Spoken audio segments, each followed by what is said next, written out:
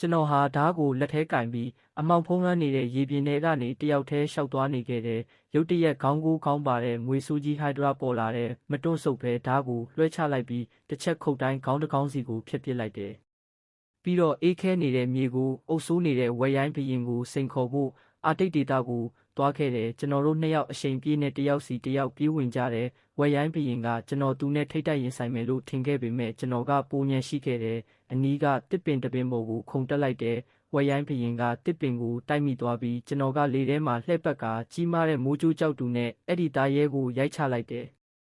တိုက်ခိုက်ဖို့စိတ်မပြေသေးတဲ့ကျွန်တော်ကတားရဲအလုံးထဲမှာအင်အားအကြီးဆုံးဖြစ်တဲ့ချင်းသေးဘရင်ရဲ့ဂူကိုဆက်သွားခဲ့တယ်ဒီချင်းသေးကလွယ်ကူတဲ့ပြိုင်ဘက်မဟုတ်ဘူးသူ့အရေးပြားဟာဓာတ်နဲ့မြားတွေတောင်မဖောက်နိုင်လောက်အောင်ခိုင်ပါတယ်ဒေါသထွက်နေတဲ့တားရဲကြီးကဇီးရဲသားကိုတိုက်ခိုက်ဖို့ခုံဝင်လာတယ်ဒါပေမဲ့ကျွန်တော်ကနတ်ဖျားဆန်တဲ့ခွန်အားကိုအသုံးပြုပြီးသူ့ကိုလက်ပလာနဲ့ပဲလေပင်ညစ်အနိုင်ယူလိုက်တယ်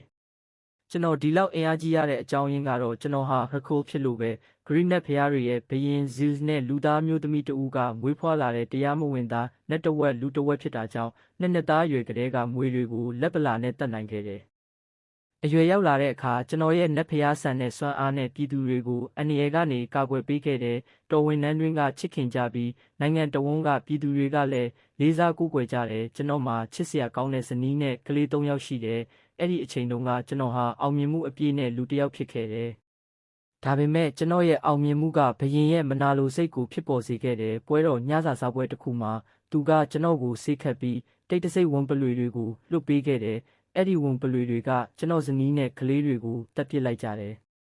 ကျွန်တော်နိုးလာတဲ့အခါလက်တွေမှာသွေးတွေနဲ့ဖုံးလွှမ်းနေတဲ့အရက်မူပြီးကိုမိတာ